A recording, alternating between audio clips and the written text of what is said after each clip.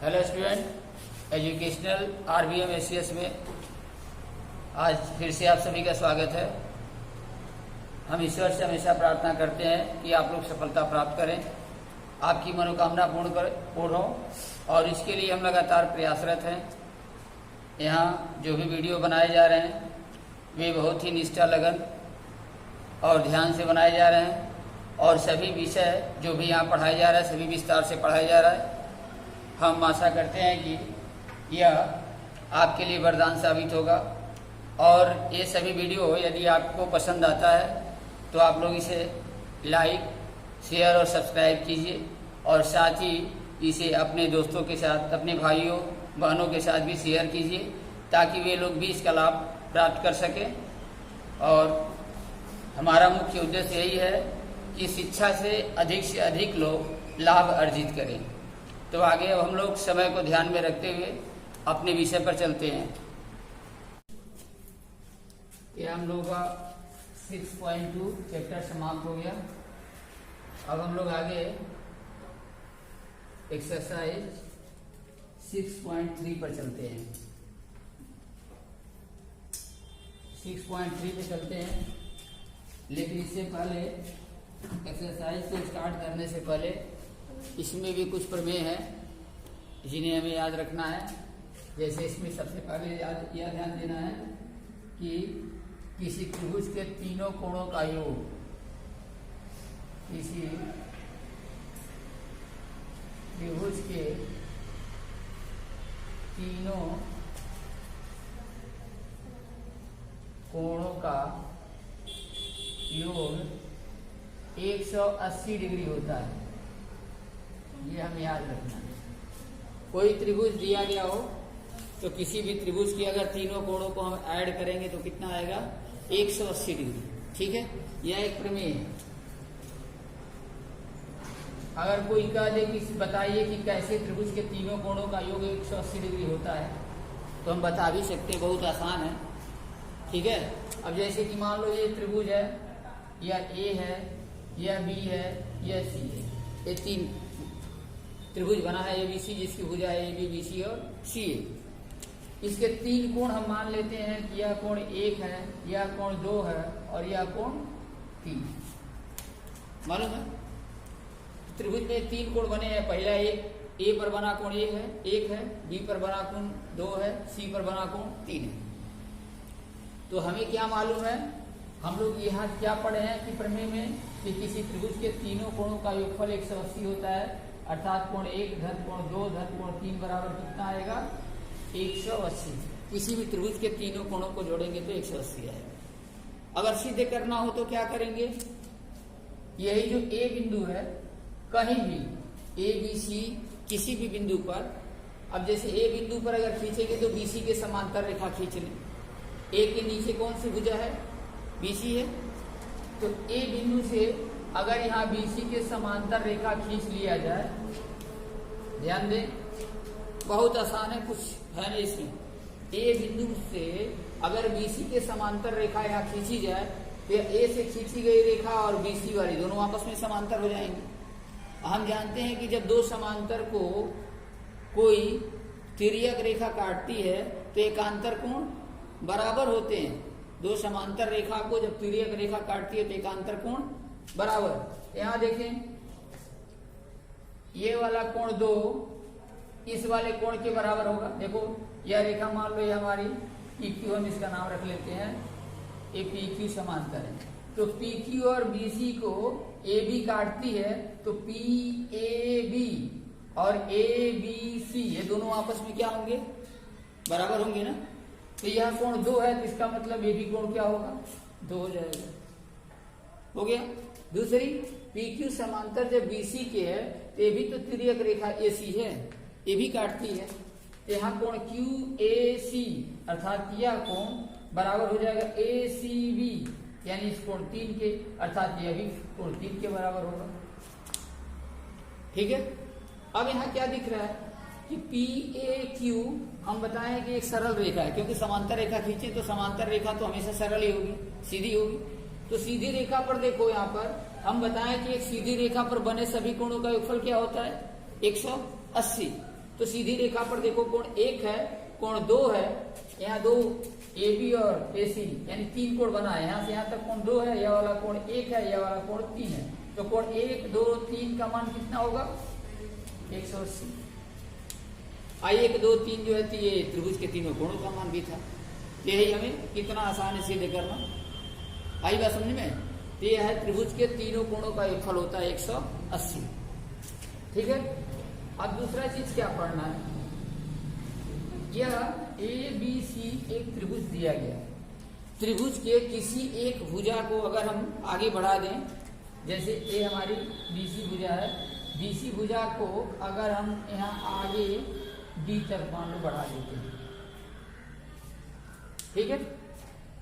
तो अब ये हटा देते हैं, इससे कोई मतलब नहीं है, ये तो समझाने के लिए बताए थे। अब यहाँ देखिए BC भुजा को D तक बढ़ाया गया है। यहाँ पर एक बना है कोण ACD, इसी कोण को हम कहते हैं वहिष कोण। इस कोण का मान क्या है? वहिष कोण, यानी बाहर कोण है, त्रिभुज के बाहर कोण बना है। ठीक है। तो वहिष कोण क्या है?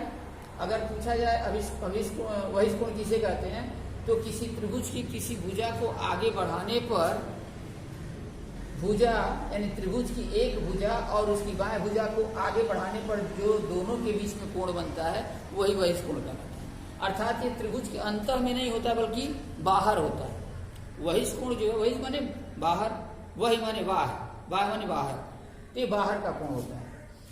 और इसमें भी हमको एक चीज याद रखना है, किसी भी वहिष कोण का मान उसके अभिगत विपरीत, अभिगत माने विपरीत या अभिमुख दो अंतःकोणों के मान के बराबर होता है। इस वहिष कोण का मान किसके मान के बराबर होगा? 1 और 2, ये दोनों कोण जो दिया है, इन दोनों कोणों को अगर जोड़ दें तो जितना मान आएगा उसी के बराबर यह होगा। यानी हम कह सकते हैं कि कोण ACD का मान किसके बराबर होगा? कोण BAC और प्लस कोण ABC इसी के मान के बराबर होता है। ये आगे हमें जो है आवश्यकता पड़ेगी जब हम चैप्टर में सॉल्यूशन या अभ्यास प्रश्नावली में जब करेंगे तो उसमें हमें इसकी जरूरत पड़ेगी। तो वहिष कोण का मान उसके सामने स्थित दो अंतःकोणों के योगफल के बराबर होता है। इसको छोड़ के ये वहिष कोण जब लेंगे तो इसको नहीं लेना है, ठीक है, 3 को नहीं लेना है। इसकी वहिष कोण का मान उसके सामने स्थित दो अंतःकोणों के योग के बराबर होता है। मान लो यहाँ पर AB भुजा को अगर हम लोग इसी तरह से आगे बढ़ा दें तो देखो वहिष कोण यहाँ पर बन गया और इसका मान जो है 2 और 3 के योग के बराबर होगा। ठीक है। AB भुजा को अगर हम लोग यहाँ आगे बढ़ा दें यहाँ पर वहिष कोण बनेगा, इसका मान 1 और 3 के योग के बराबर होगा। ठीक है। तो इसी तरह हम किधर भी वहिष कोण बना सकते हैं, चाहे तो यहाँ भी वहिष कोण बना देंगे तो यहाँ बनेगा, जिसका मान 1 और 3 के योग के बराबर होगा। ठीक। लेकिन हमको मालूम होना है, ये याद रखना है कि किसी भी वहिष कोण का मान उस त्रिभुज के अंतःकोण, दो अंतःकोणों के योग के बराबर होता है जो उस वहिष कोण के अभिगत होता है। वहिष कोण के अभिगत माने उसकी विपरीत दिशा में जो कोण होता है। आगे देखें, अब एक्सरसाइज में थोड़ा चलें, एक आध क्वेश्चन हम लोग थोड़ा देख लेते हैं।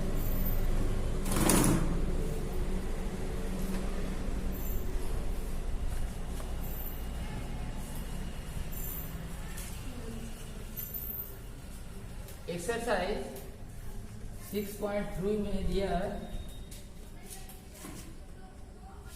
पहला क्वेश्चन, देखें। इसमें दिया है एक त्रिभुज है PQR,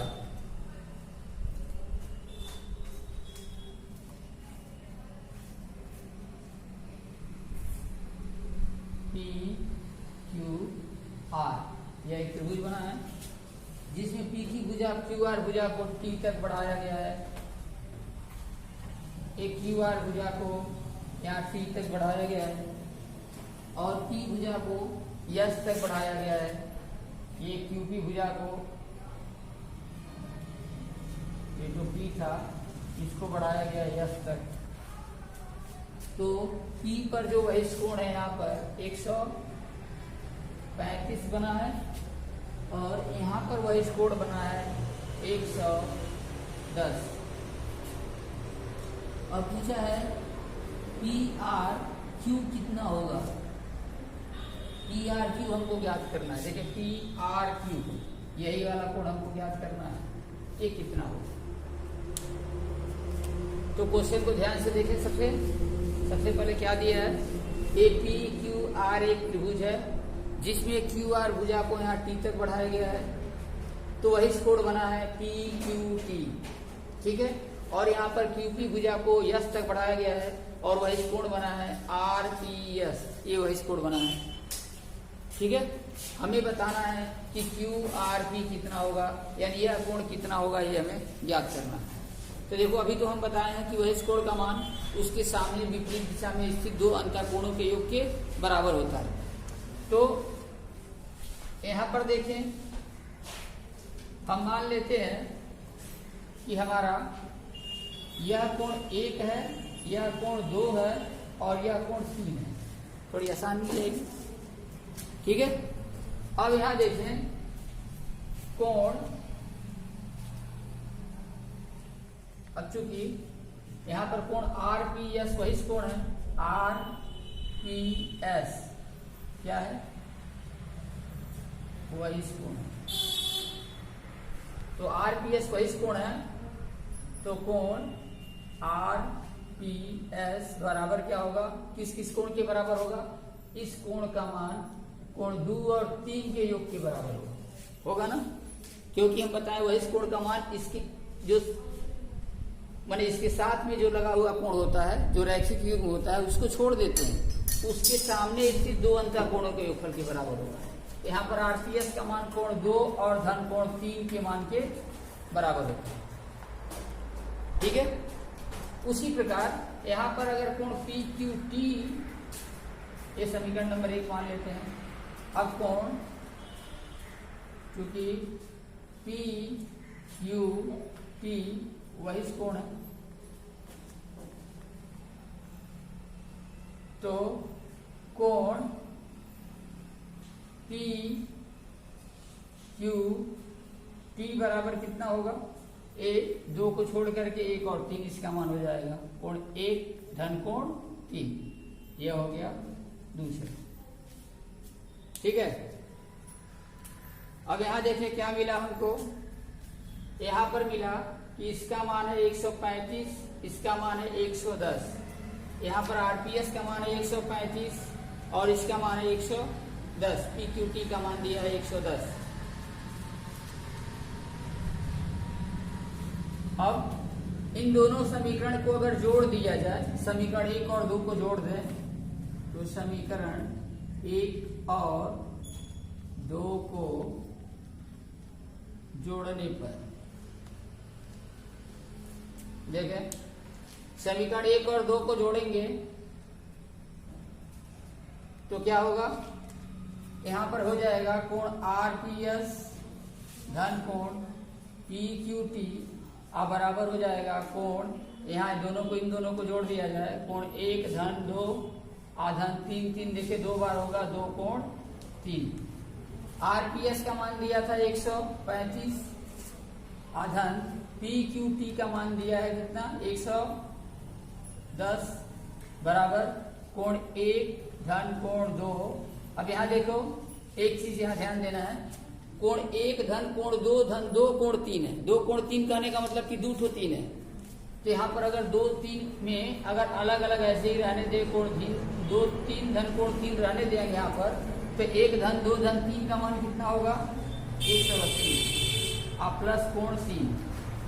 इन दोनों को जोड़ेंगे तो क्या होगा, इस पूरे को इधर लिख दें, इसको उधर लिख देते हैं, यहाँ हो जाएगा 180 प्लस कोण 3 बराबर, इन दोनों को जोड़ देंगे तो हो जाएगा 245, 245। यानी हम यहाँ से बता सकते हैं कि कोण 3 बराबर 245 माइनस 180, यानी कोण 3 बराबर हो गया 5 को 5, 14 में से 8 गया 6, और यहाँ 1 में से यानी 65 डिग्री। इसलिए हमें पता चला आंसर में कि कोण पी आर क्यू का मान, कोण पी आर क्यू बराबर हो गया 65 डिग्री। ध्यान दें एक बार फिर से इसमें क्या बताया है कि पी क्यू आर एक त्रिभुज है, क्यू पी भुजा को एस तक बढ़ाया गया, क्यू आर भुजा को टी तक बढ़ाया गया। तो यहाँ पर वही कोण बना है एस पी आर जिसका मान 135, यहाँ पर वही कोण बना है पी क्यू टी जिसका मान 110। हमें पी आर क्यू का मान ज्ञात करना है, ठीक है। अब पी आर क्यू का मान ज्ञात करना है तो क्या किए, चूंकि आरपीएस वही कोण है तो आरपीएस यहाँ पर वही कोण है तो आरपीएस का मान उसके सामने स्थित दो अंतःकोणों के योग के बराबर होगा। कौन कौन, तो आरपीएस जब लेंगे तो यह 2 और 3 के बराबर होगा तो कोण 2 धन कोण 3, ये समीकरण 1 मान ली है। पी क्यू टी एक वही कोण है, देखो पी क्यू टी जब वही कोण है तो इस पी क्यू टी का मान 1 और 3 दोनों कोणों के योग के बराबर होगा। अब समीकरण 1 और 2 को अगर जोड़ देंगे तो लेफ्ट में लेफ्ट जोड़ देते हैं, राइट में राइट जोड़ देते हैं। यहाँ देखो आरपीएस है, यहाँ पी क्यू टी है और यहाँ पर क्या है कोण 1 2 3 यहाँ पर है, यानी चारों जब जोड़ेंगे तो 1 धन 2 और 3 3 2 बार है कोण 3 धन कोण 3, ठीक है। अब हम जानते हैं कि त्रिभुज के तीनों कोणों का योगफल 180 होता है, तो कोण 1 धन कोण 2 धन कोण 3 का मान तो 180 हो गया, केवल बचा कोण 1 कोण 3 हमारा बच गया अलग से। और यहाँ पर आरपीएस का मान 135, पीक्यूटी का मान 110 दिया गया है। अब इसको हम लेफ्ट हैंड साइड में ले दिए हैं और इसको जोड़ दिए तो 245, अर्थात कोण 3 बराबर 245 माइनस 180 बराबर 65 डिग्री, यही कोण पी आर क्यू का वैल्यू होगा, ठीक है।